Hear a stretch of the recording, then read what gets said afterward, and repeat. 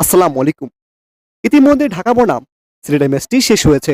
তো দেরি না করে এখন একটু দেখে নেব বিপিএল এর ২৭তম ম্যাচ শেষে পয়েন্ট টেবিলে কোন দল কোন অবস্থানে রয়েছে। চলুন দেখে নেই এক নজরে। প্রিয় দর্শক, পয়েন্ট টেবিল দেখার আগে ভিডিও ভালো লাগলে এটি লাইক করে দিবেন এবং আমাদের চ্যানেলে নতুন হয়ে গেলে চ্যানেলটি সাবস্ক্রাইব করে পাশে থাকা বেল আইকনটি ক্লিক করে রাখবেন। পয়েন্ট টেবিলে ১ নম্বর রয়েছে রংপুর রাইডার্স।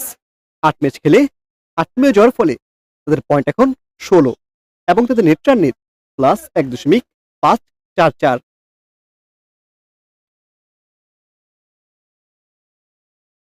পয়েন্ট টেবিল ২ নম্বর রয়েছে ফরচুন বরিশাল। এখন পর্যন্ত ৭ ম্যাচ খেলে ৫টি ম্যাচ জয়ের ফলে এবং ২ ম্যাচে হারার ফলে তাদের পয়েন্ট এখন ১০ এবং তাদের net run net plus ১.১০১। Point table ৩ নম্বর রয়েছে চিটাগং কিংস।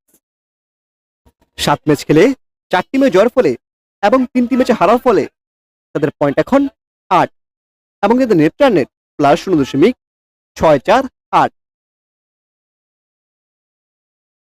পয়েন্ট টেবিল ৪ নম্বর রয়েছে খুলনা টাইগার্স। ৭ ম্যাচ খেলে ৩টি ম্যাচ জয়ের ফলে এবং ৪টি ম্যাচে হারার ফলে তাদের পয়েন্ট এখন ৬ এবং তাদের net run net plus ০.০২৭। Point table ৫ নম্বর রয়েছে দুর্বার রাজশাহী। ৮ ম্যাচ খেলে ৩টি ম্যাচ জয়ের ফলে এবং ৫টি ম্যাচে হারার ফলে তাদের পয়েন্ট এখন ৬ এবং তাদের নেট রান নেট -১.৬১০।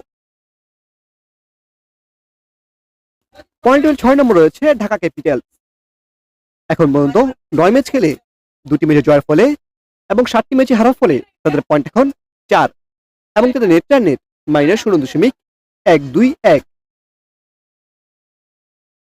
সবশেষ পয়েন্ট টেবিল ত্বরান্বিত অর্থাৎ ৭ নম্বর রয়েছে সিলেট স্ট্রাইকার্স।